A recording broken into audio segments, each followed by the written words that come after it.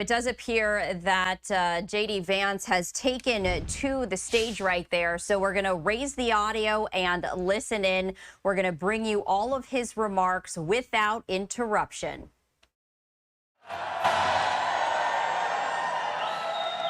Well, it is great to be in the great state of Michigan once again. It is great to be at an incredible manufacturing firm, Visioneering, and it is great to be in the state that I think is going to be pivotal to giving us 270 electoral votes and making Donald Trump the next president of the United States.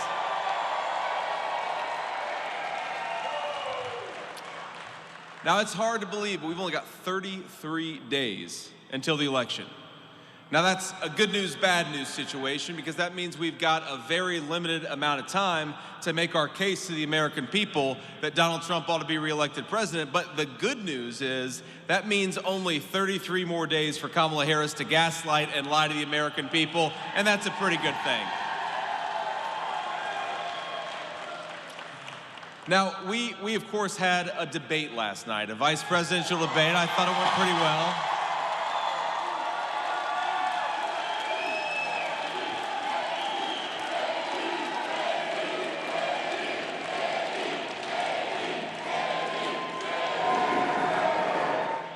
Now, it's funny because, we did this debate, and then I talked to the president afterwards, and we talked a little bit about, what actually happened, and, some of the points that I made, some of the points that Governor Walz made, and he made this observation. He said that Tim Walz said that he was friends with school shooters twice. And that's something I actually didn't notice that Tim Walz had said that on the debate stage. And I said, did he really say that, sir? And he said, I'm telling you, man, go and watch the clips. He said he was friends with school shooters twice. And I said that was probably only the third or fourth dumbest comment Tim Walz made that night then. Because look, I gotta be honest, I feel a little bad for Governor Walz. And the reason I feel bad for him is because he has to defend the indefensible, and that is the record of Kamala Harris. And think about this, for the past 8 weeks, Kamala Harris, who never won a Democrat primary vote, has gone around the country saying that she is on day one gonna tackle the affordability crisis that's making it hard for you to afford groceries, housing, and everything else. She says on day one, we're gonna make energy prices lower for American consumers.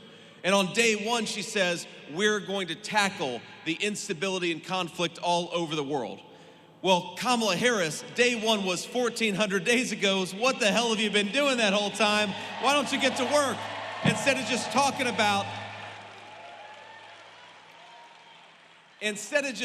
about what you're gonna do, why don't you actually do it? Here's the thing. I'm running to be your next vice president of the United States, and I'm incredibly honored to stand here and ask you for your vote and ask you for your hard work. But if we win, and I believe that we are gonna win in 33 days, my friends, I feel very confident about it.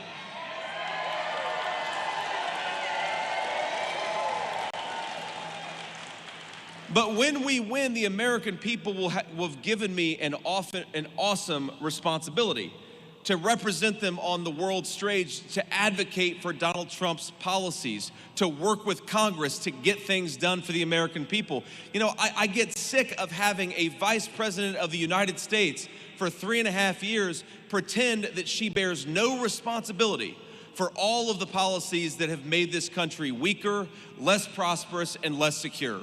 And part of our responsibility, part of our job, my friends, over the next 33 days is to remind Michiganders and everybody else that yes, Kamala Harris is at fault for the Inflation Explosion Act. Yes, Kamala Harris is at fault for the explosion in federal spending that drove inflation through the roof. Yes, Kamala Harris is responsible as the border czar for the wide open border. Kamala Harris has been in power. She caused the problems. We're not gonna entrust her to solve the very problems that she created. We're gonna entrust Donald Trump with the presidency of the United States.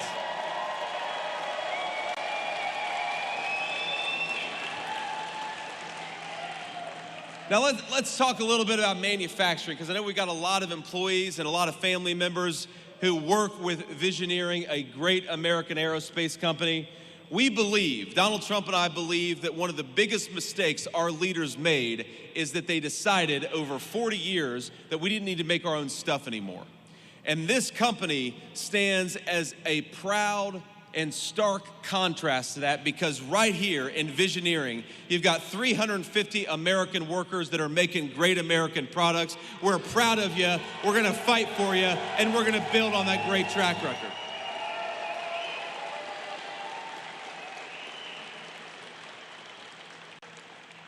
You know, my papaw was a union steel worker for almost 40 years. And the steel mill that employed my papaw had almost 10,000 jobs at one point. Now it's got about 2,000 jobs. And the steel mill, we're one of the lucky ones, because a lot of those great American steel producers, they didn't just shed 8,000 jobs, they went out of business altogether. And why did they do it? They did it because other countries used literal slave labor to undercut the wages of American workers and destroy our industries.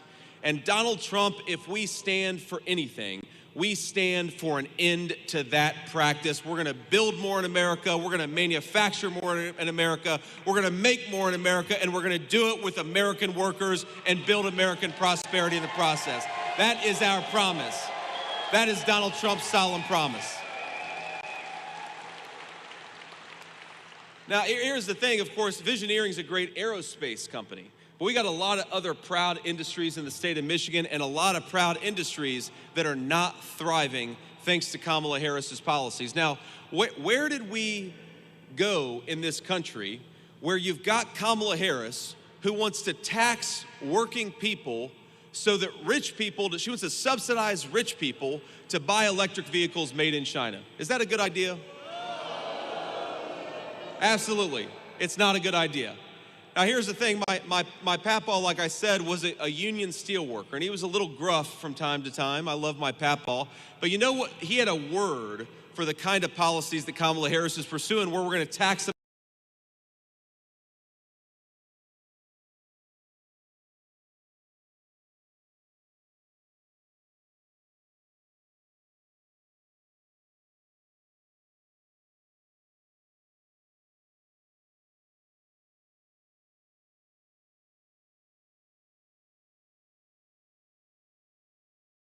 How good Michigan workers are at making automobiles.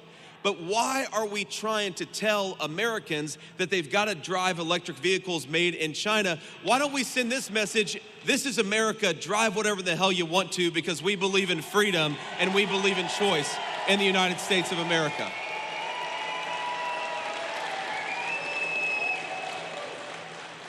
And look, if we pursue those policies that say, yeah, if you want to drive an electric vehicle, by all means, drive an electric vehicle. But if you want to drive a Michigan-built, gas-powered car, that is your right, and we're going to support your choice to do whatever you want to do, and we're going to build prosperity for Michigan workers in the process. But thanks to Kamala Harris's policies, this is a person who loves to pretend that she stands for American workers. Well, nobody stood as strongly and as proudly for American workers than Donald J. Trump. He did it for 4 years, and he's gonna do it again.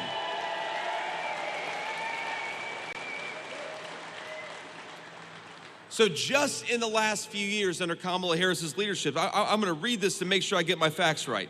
Stellantis announced that it was gonna lay off 2,500 Michigan auto workers who make the Ram 1500 Classic. What a disgrace that is. A great American automobile, and those jobs are gonna get destroyed and either replaced with factory jobs in Mexico or completely eliminated altogether, because Kamala Harris doesn't want to empower Americans to buy Michigan-made automobiles. Last year, GM let go 1,300 Michigan workers at 2 separate facilities. And Ford is currently rolling back a lot of its EV production because a lot of Americans don't want to buy EVs, they want to buy the cars that they want to buy. Now, why are we doing this to our own workers? Why are we doing this to our own industry? Why are we doing this to our own country? Because Kamala Harris has decided that she's going to pursue policies that make her donors, her green scam donors, rich, and she's going to impoverish a generation of Michigan auto workers. I say, hell no. Let's empower and enrich Michigan auto workers with the leadership of Donald Trump.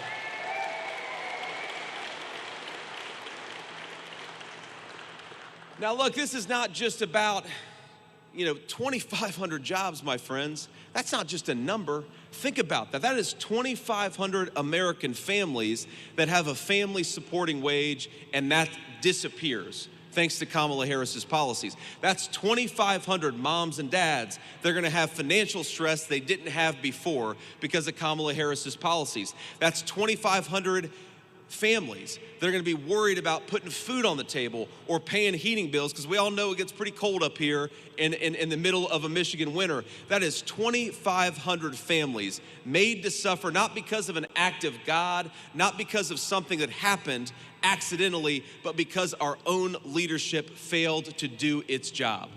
And if this election is about anything, it is about getting back to some common sense economic principles that put American citizens, American workers, and American consumers first, and that's exactly what we're gonna do. Every single day, that's why we exist. It's to serve you, not to destroy your jobs like Kamala Harris. Now, of course, remember, the promise that was made, and Tim Walz made this argument last night. And one of these things that really, really annoyed the hell out of me is he said, well, look, here's this economist who says that Donald Trump's plans are gonna lead to higher inflation. Well, first of all, Tim, Donald Trump was already president for 4 years. We got rising take-home pay and lower inflation, so I don't think those economists know what the hell they're talking about.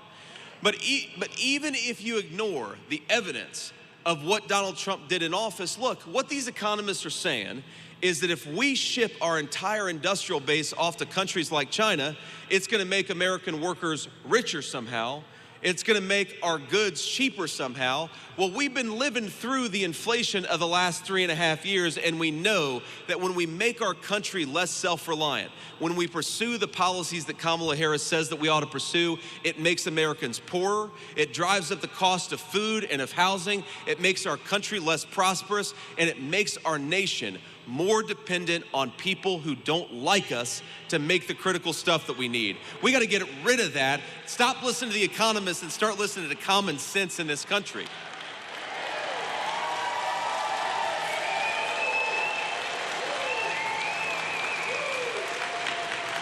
But think about this. They said, here's the deal. Tim Walz has the audacity, and Kamala Harris has the audacity to say that, well, if Donald Trump's policies are enacted, that's gonna lead to higher prices for American consumers. Tim, we already ran this experiment once. Donald Trump's economic policies worked for American families, they worked for American consumers. But here's the thing, think about this.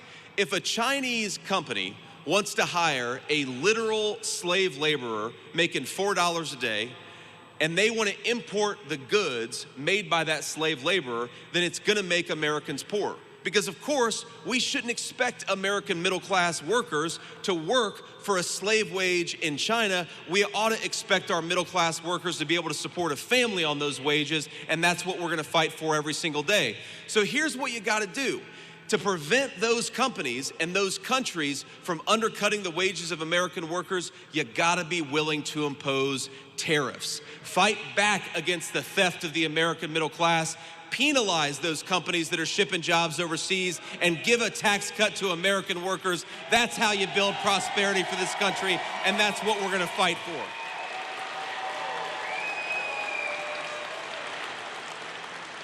And let's just recap what Kamala Harris's policies have actually done. The average Michigan family is spending over $1,000 per month to pay for what they could have bought 3.5 years ago. That's $12,000 a year, a hidden tax of $12,000 a year just to be able to buy what you could have bought 3.5 years ago. That's not pro-working people. Kamala Harris has presided over policies that have seen the cost of housing go up by over 50%. That is not pro-working families. She's seen policies that have seen the cost of eggs go up by more than double. Gallon of milk is now about $4 in the state of Michigan. Groceries are up 25%. Kamala Harris's leadership has been tried and it has been found wanting, and Americans, we want to get back to common sense. We want to be able to afford a nice living, a nice house for our families, and to do that, we have got to elect the common sense leadership of Donald J. Trump, and that's exactly what everybody in this room is going to do.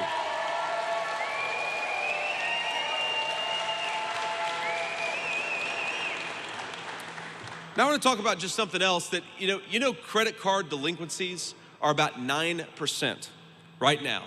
That means a lot of American families are sacrificing. They're not paying their credit card debt so they can afford groceries or they can afford the mortgage. What a disgrace and what a sad commentary it is on Kamala Harris's economic policies that you've got hardworking people who are doing everything that they can to provide for their families, and they're falling further behind. Not because they're not doing their job, but because Kamala Harris isn't doing hers. So ma'am, you're right. Kamala Harris doesn't care about this because she doesn't understand, because she doesn't talk to anybody. She's afraid of interviews.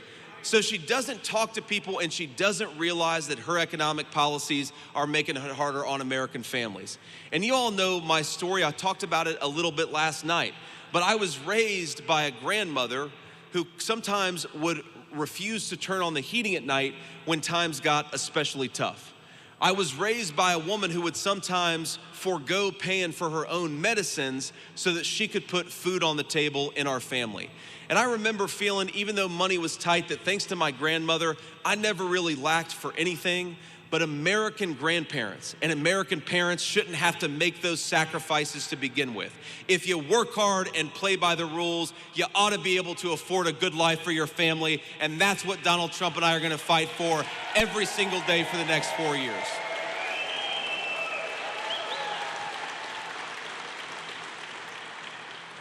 And I want to talk about one more issue. We're going to, of course, take a few questions from the reporters, but I want to talk about one more issue.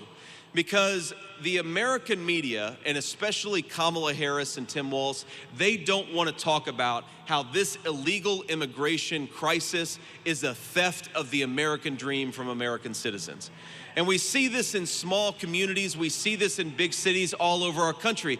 When you let in 25 million people, you know what that does? That stresses municipal budgets. So a lot of cities and towns can't afford to provide for their own citizens because they're focused on providing for people who shouldn't be here.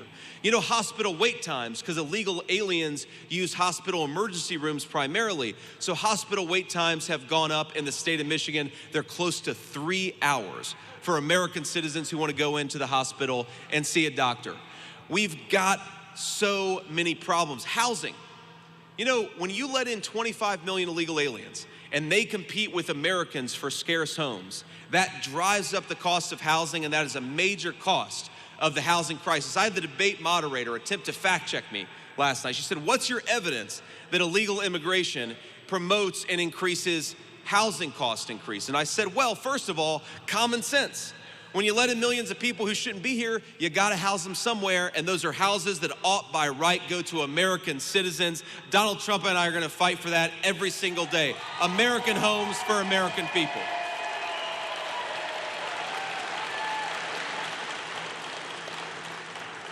But there's also, to talk about Tim Walz's economist that he loves to cite, our own Federal Reserve has commissioned a study that shows that when you let in a lot of illegal aliens, it jacks up the price of housing.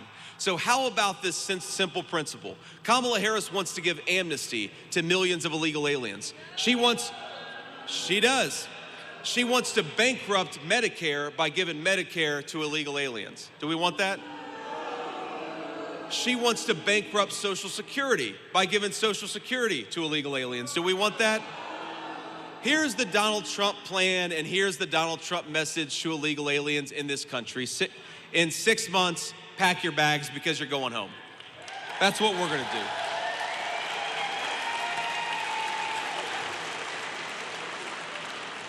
And you know, you heard this a little bit last night. You hear a lot of talk about compassion when the issue of illegal immigration comes up. Well, let's talk about compassion. Because I'm the father of 3 beautiful young kids. I don't think that it's compassionate to empower the Mexican drug cartels to engage in sex trafficking along our southern border. That's not compassionate. I don't believe that it's compassionate to flood American cities and towns with fentanyl that is killing our citizens by the tens of thousands. I don't believe that it is compassionate to allow our southern border to become a drug trafficking and business zone for some of the most evil and terrible people in the world. You know what's compassionate? Closing that border down and putting the interests of American citizens first, and that is what we're gonna do.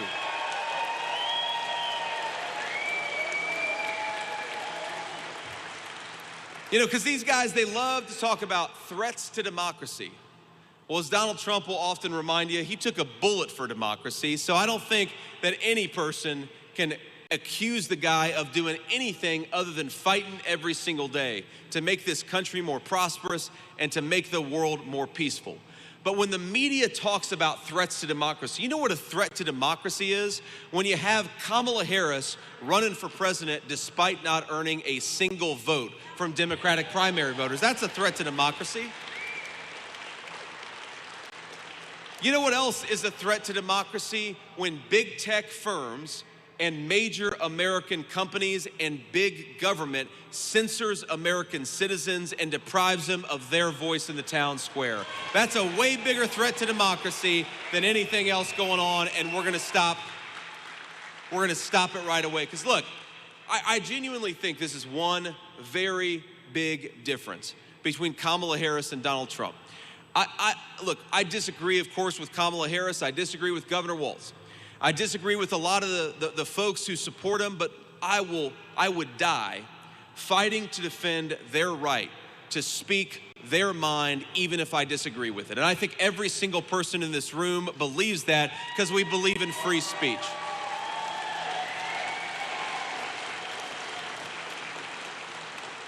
And as a person who was raised by a couple of working class blue collar Democrats, I want to say to every Democrat who's watching at home, every Democrat who's in this room, you are more than welcome in Donald Trump's Republican Party. We're the party of common sense. We got a big tent, and you're welcome in our movement.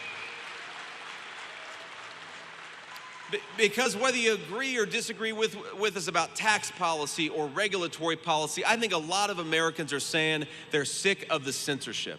They're sick of being told what to think and what to say. They're sick of being told that they're not allowed to be friends with people they disagree with politically, and they're tired of being told by their government to shut up.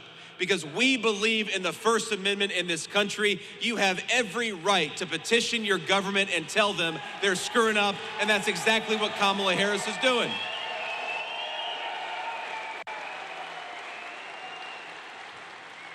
And that's why Bobby Kennedy endorsed Donald Trump. That's why Tulsi Gabbard endorsed Donald Trump, because we believe in persuading our fellow Americans and not silencing them. And that is a big difference between Donald Trump and Kamala Harris. You hear these people talk, and Governor Walz mentioned this yesterday. He talked about you can't shout fire in a crowded theater.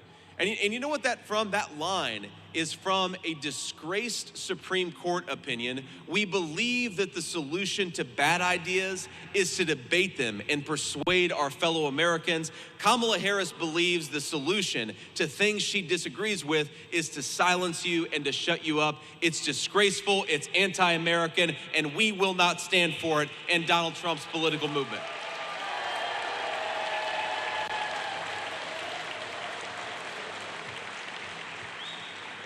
So I want to close before I take some questions from the media, and I just want to remind you that we got to look through Kamala Harris's lies. She talks about all these great plans that she has. And look, some of them she straight up copied from Donald Trump. So some of them I'm like, you know, Kamala Harris, that doesn't sound that bad. You went on donaldjtrump.com and copied and pasted it. She's going to put on a red MAGA hat, next thing you know. But look, if you've got all these great ideas, Kamala Harris, I've got a message. Why don't you try them right now? Because you're the sitting vice president and you haven't done a damn thing for American workers or the American people.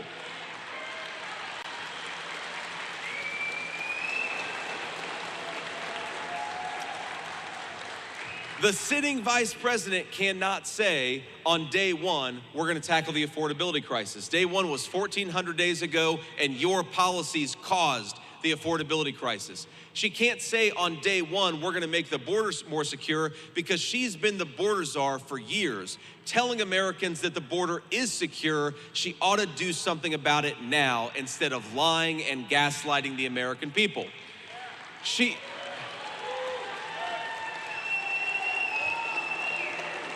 She talks about restoring American leadership to the world and bringing back peace and stability to the world that has turned to chaos. And when she says that, I say, Kamala, I've got a really good idea for how we can bring peace and stability back to the world. Vote for Donald J. Trump and bring him back to the Oval Office.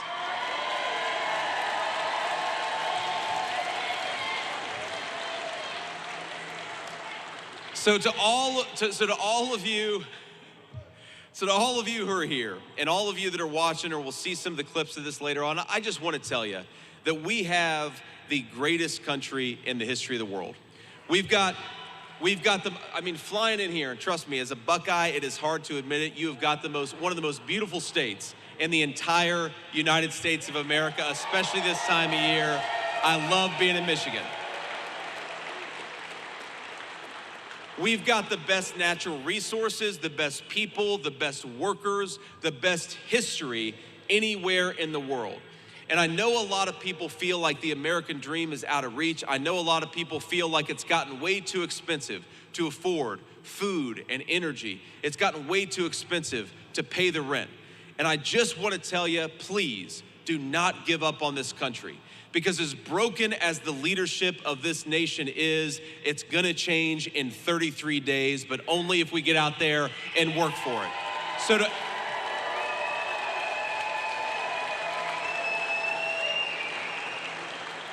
So to every American out there, we're gonna bring back the American dream. We're gonna bring back affordable groceries. We're gonna make housing and rent possible to afford for normal American citizens. We are gonna cut the border crap out and close down that border. We're gonna bring the American dream back, but only if Donald J. Trump is back in the White House. We got 33 days. Let's make it happen. Let's fight for it. Let's work for it. And we're gonna make him the next president.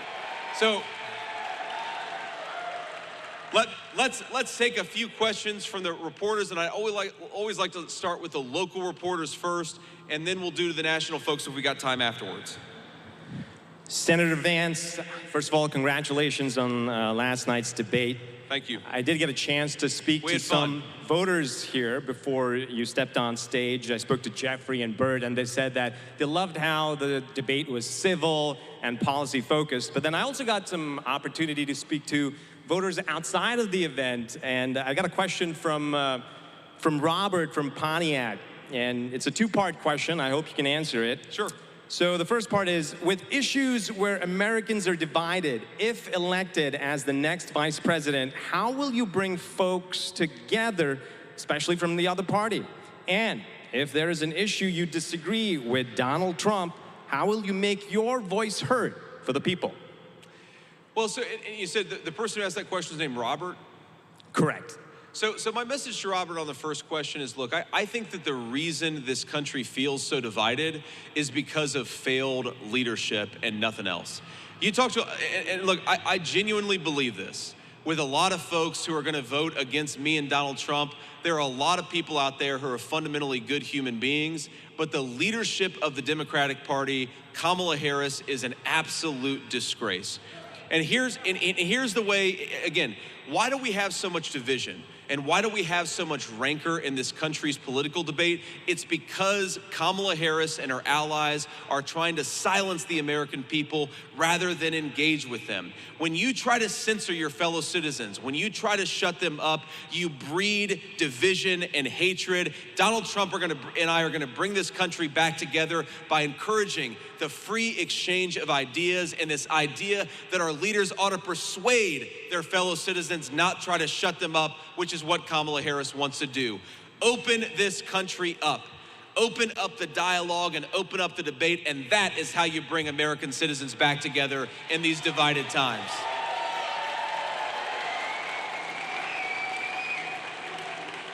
But on the second question about what do you do when you disagree with Donald Trump, the answer is, first of all, Donald Trump is at the top of the Republican ticket. He will be the next president of the United States. I've got two responsibilities. The first is to support the president in enacting an agenda that I believe is gonna lead to rising take-home pay and lower inflation for American citizens. That's number one. But of course, if I disagree with the president, it is my responsibility to talk to him about it and to offer honest counsel in private. And one of the things that I love about Donald Trump is that he takes advice and feedback from everybody. As much as,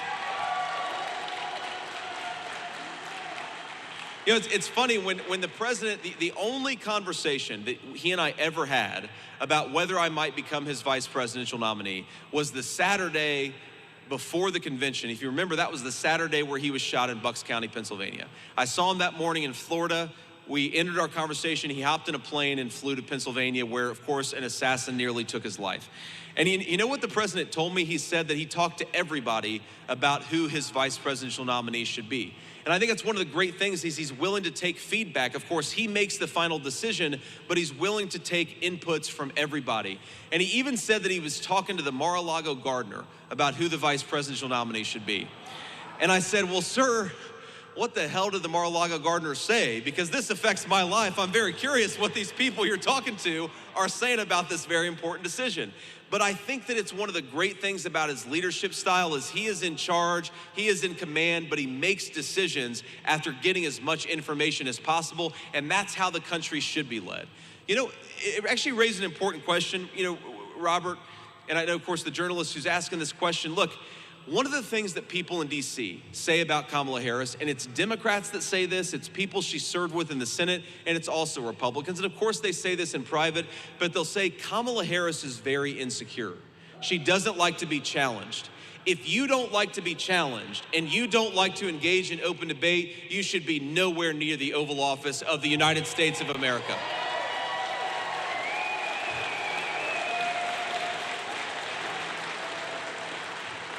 Next question. Thank you. I'm Charlie Langton from Fox News, WLBJ here.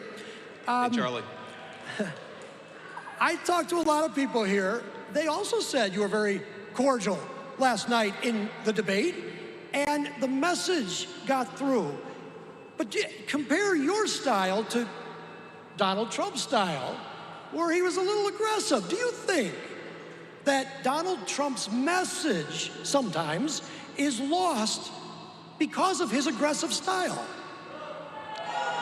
No, Charlie, look, I think, first of all, there is a media caricature out there of Donald Trump that is so different from the man that I've come to know. And I think that, you know, when he called me last night, you know what he said? He asked me how my wife was doing. And he said, you know, you just had a hell of a debate. I'm sure that you were nervous. You had every right to be nervous, but go and have a nice meal with your wife and go and enjoy this moment. Like, that's the Donald Trump that I know. People say,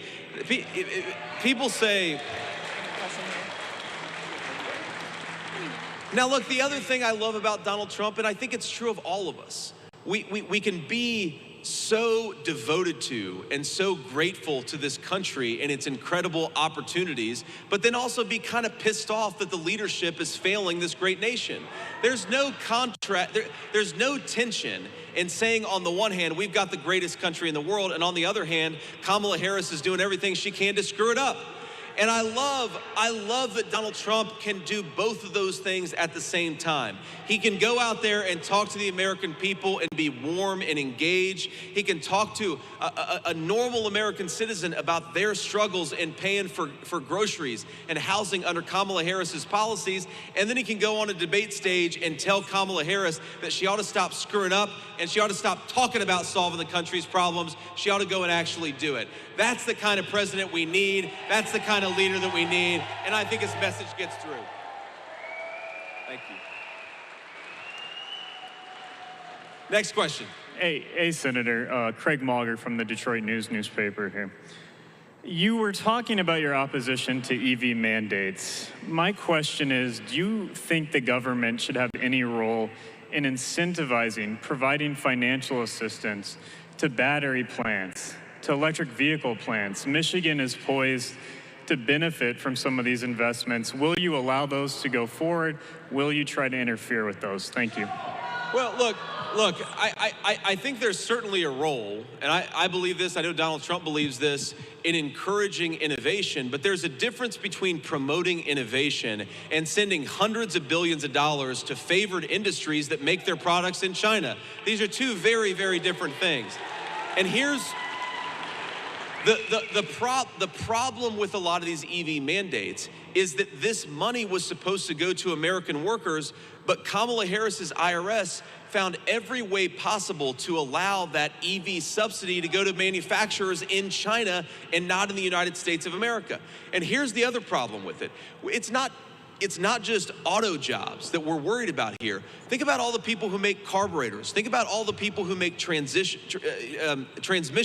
There's an entire supply chain in the auto industry that China dominates when it comes to EVs and America dominates when it comes to gas-powered cars. So before we go and subsidize the EV industry, let's open up the American supply chain for that industry so that American workers and American consumers benefit. All of the minerals, all of the rare earth materials, a lot of the battery technology, a lot of the supply chain for these electric vehicles is made in China.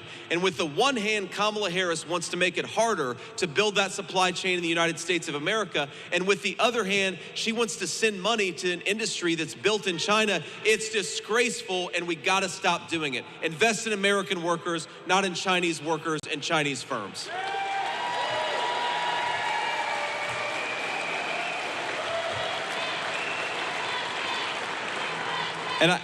And I know we unfortunately have to go to our next stop in the great state of Michigan. So I'll take one more question, and then I'll offer a final observation. Then we'll hit the road. Hi, Senator. Will Jones from Local 4. Hey, Will. I spoke with some elected officials or election officials last week about their concern about people who are trying to undermine our elections. Why didn't you answer the question last night during the debate about who won the 2020 presidential election? Well, look, here's the simple reason. The media is obsessed with talking about the election of 4 years ago. I'm focused on the election of 33 days from now because I want to throw Kamala Harris out of office and get back to common sense economic policies. But I also think you can believe that America needs to have secure and free elections, but also talk about the fact that just a couple of weeks ago, Democrats in the U.S. Congress blocked a piece of legislation that would have ensured illegal aliens don't vote in our elections. If you believe in American democracy, if you believe in our constitutional republic, you should be trying to strengthen American election integrity and not weaken it. So we're going to talk about election integrity because I believe that every vote ought to count, but only the legally cast votes, and that's why we fight for election integrity, and that's why we care so much about it. Now this actually leads me into my next point, because I want to talk about, look, Democrats, whether they agree with what Donald Trump and I say about some of the criticisms we have, for example, I think that we make it way too easy for people to fraudulently vote in this country. Okay? I think that we should have passed the SAVE Act that would have ensured illegal aliens don't vote in our elections. Apparently, Kamala Harris disagrees because she fought that legislation every step of the way. But the reason why Kamala Harris should actually sign on with our pro-election integrity efforts, things like common sense voter ID, is because it gives the American people confidence in the most important thing that we do when it comes to our government, which is voting. I want every American to have confidence. And by the way, to all of you listening out there, I believe that we are going to have the safest and most secure election in 2024 that we've had, because the RNC is fighting for election integrity in a way that it frankly wasn't 4 years ago. So get out there. So I'd encourage folks, get out there and vote. And this brings me to swampthevote.com. And I want to make sure I got this right here. It's swampthevote.com. Go to swampthevote.com. Check your registration. Check your polling location. It'll give you some good information about how to vote and also how to volunteer. Because, you know, one of the things that we're trying to do to ensure common sense election integrity is to promote more poll watchers. We've got more poll watchers in the Republican Party today than we had 4 years ago. If you're interested in helping us out and making sure that every legally cast ballot counts, then you can go to Swamp the Vote and help figure out how to get involved in those efforts. We believe in election integrity. I know all of you do, but election integrity only happens if all of us fight for it. But I got to be honest with you, I think that we're in a better shape in 2024 than we have been in a long time. We've done a lot to make our elections more secure, and what we've got to do, my friends, is get out there and vote. Never give in to the despair that your voice doesn't matter. We've got all kinds of ways to vote. You can vote early, you can vote by mail, you can vote on election day. Look, I don't love that we have election season in this country instead of election day, but it is what it is, and we've got to play by the rules that we've been given. And if we play by those rules over the next 33 days, we are going to win. We are going to send Donald Trump back to the White House, and we're going to save the American dream for all of our citizens.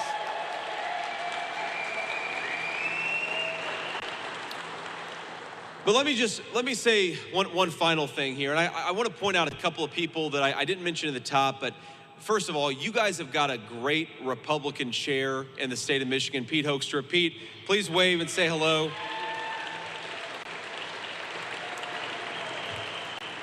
We've got an old friend of mine from before either of us were involved in politics, the great Congressman John James. Where's John at? I know he's around here somewhere. John's got a beautiful family, and he's been a great advocate for the state of Michigan. I hope you guys re-elect him, and I believe that you will. But let me just say this final thing before we got to hit the road. I have learned over the last 8 weeks more about this country than I could have possibly hoped to learn. And I mentioned this last night, but the thing that has affected me the most is all of the people who come up to me, and some of them are struggling to put food on the table, and they have the generosity of spirit to ask me how I'm doing, or to tell me that they're praying for my wife and kids. And it makes me realize that we have got the greatest country in the world. So I don't want us to ever get so frustrated with our leadership that we forget that we've got the best people, the best jobs, the best workers, the best natural resources. The only thing that I believe is broken about this country is the failed generation of leadership of people like Kamala Harris. So you have not just an important opportunity, we all have an important responsibility to return the people's government back to the American people, to have a president who puts the interests of America's citizens first, to close the border, bring down the cost of groceries, make housing more affordable again, and to make sure that the American people have a government that serves and fights for them. 33 days, let's get to work and make it happen. God bless you all, and thanks for having me. All right, you're just listening in there. JD Vance, less than 24 hours after that first vice presidential debate, him and Tim Walz on the stage. And of course, we're going to shift out of this rather quickly, as we do see right now in Augusta, Georgia, the Vice President Kamala Harris talking about Helene and the recovery efforts. Live on Unfiltered. Let's listen in quick.